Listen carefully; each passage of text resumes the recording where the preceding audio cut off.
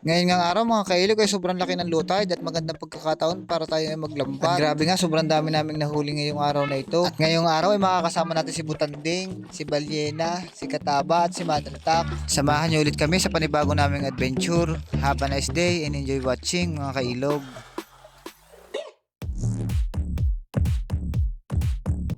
Ngayon nga araw mga kailog ay maglalambat tayo at eksakto nga napakababa ng tubig at perfect timing nga ito sa paglalambat natin mga kailog. At agad nga namin sinimulan ni Butanding ang ating paglalambat.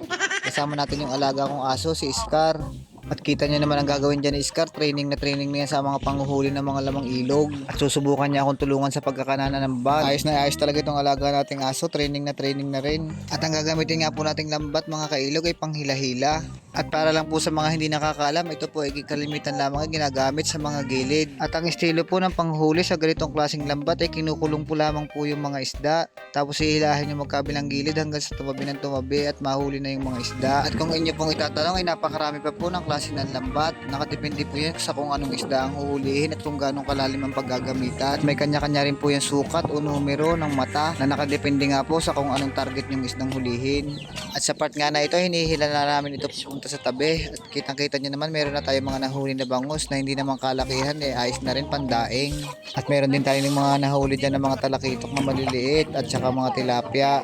At ito na yung mga nahuli natin sa una nating kana. Hawak-hawak ito ni Balyena, bangus, talakitok at saka ilang tilapia. At dito sa part na ito mga kailog ay patapos na yung aming pangalawang kana at marami na rin kaming nahuli. At nagre-ready na rin kami para sa aming pangatlong kana. At para nga lang po sa mga hindi nakakaalam, si Butanding po ay ang presidente ng aming tropang kaingin. At si Balyena naman po ay ang kanyang asawa. At ito naman po yung mga nahuli natin sa pangalawa nating kana. May mga lapu-lapu na dyan at mga tilapia na malalaki. At madami-dami na rin po at magandang pangitain nito. At sa part nga po nito ay kailangan na namin ilipat ng lalagyan dahil madami na at mabigat na para bitbitin. At maya-maya nga po sa pangatlo namin pagkana ay nihihila na namin yung mga lambat patabi. At umaasa ulit na madaming mahuhuli itong pangatlo namin pagkana. At sa kasamaang palad ay konti lang ang aming nahuli dito sa pangatlo.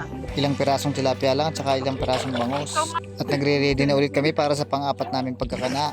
At dito nga sa pang-apat ay napakarami naming nahuli. Grabe, tuwang-tuwa dito si Kataba at si Manultak. Napakarami natin ditong nahuling tilapia, bangus at kung ano-ano pang mga isda. Tuwang-tuwa kami dito mga kailog. At may mga nahuli nga din pala kami ditong banakan at ilang pirasong samaral. Grabe, ang dami. Tuwang-tuwa talaga si Kataba at mapapalaban na naman daw sila mamaya ng kain. At grabe talaga ito si Kataba. Hindi pa tapos yung aming panguhuli. Pagkain na naman lang nasa isip. Meron na naman tayong libreng ulam ngayong araw na ito mga kailog. At ito lang talaga yung masarap dito sa probinsya mga kailog. Basta masipag ka lang talaga, hindi ka mawawala ng ulam. Tapos mag-i-enjoy ka pa sa panguhuli, pati sa mga tanawin sa paligid ay talagang mag-i-enjoy ka. At sa part nga na ito, habang inaayos namin yung lambat ay talagang tuwang-tuwa si Kataba, paninimot ng aming mga nahuli dahil sobrang dami nito. Mas marami ito doon sa mga nauna naming huli, sa pangalawa at saka doon sa pangatlo. Kaya solve na naman ang ating food trip ngayong araw mga kailog. Tapos mayroon pa tayong may uuwi sa pamilya para may mapang-ulam din naman yung aming mga pamilya. At matapos nga ang ilang oras mga kailog ay tapos na ang ating paglalambat at nagpasya na kaming umuwi dahil marami na rin naman. Shout nga pala po kay Cherry White.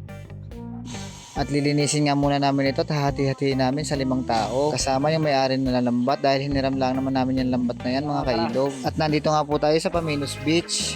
At kung nagpaplano nga kayo mga kailog na pumunta o mag-picnic sa ganitong dagat, dito kayo pumunta sa amin. Napakarami rin dito magagandang beach at cottage na pinarerentahan sa abot kayang halaga. At ito na lahat yung mga nahuli natin mga kailog. Napakarami at hindi na nga natin kailangang bumili. Sariwang sariwa talaga at meron din nga pala kami yung mga nahuli na mga mainggit, ilang pirasong samaral, mga talabang malalaki, kalibugan, mga isdang banakan, pati lapu-lapu. At meron din kami nahuling isang malaki-laking pargo mga kailog. At may mga nakuha rin kami diyang sihi at mga litog na amin naapakan nung kami nagkakana mga kailog. At ito na nga lahat yung mga nahuli natin mga kailog. Grabe, ang dami at napakasaya talaga namin dito. Mapapalaban na naman kami ng kainan at siguradong may meron kami may uuwi sa aming mga pamilya. At habang naglilinis nga kami ng mga isda mga kailog ay merong lumapit na customer o yung mga nagpipiknik dito sa beach. At ang sabi nila ay baka daw pwedeng bumahagi ng isda dahil mag-iihaw lamang daw sila. Kaya binigyan na lang namin sila ng tilapia at ilang bangus at sabi namin wag na nilang bayaran. At hanggang dito na lang po muna ulit ang ating video mga kailog. Maraming salamat po ulit sa panonood. Huwag niyo po sanang kalimutang i-share ang ating video at mag-iwan ng isang comment. Maraming salamat po. Have a nice day and God bless you all. Shoutout nga po sa mga taga-Tarawan. Taga-Trapiti kami. Batangas, shout out. Shoutout At sa mga ano, nagutan niya. sa asawa ko, taga Mindoro. Ayun! Ana Anigan.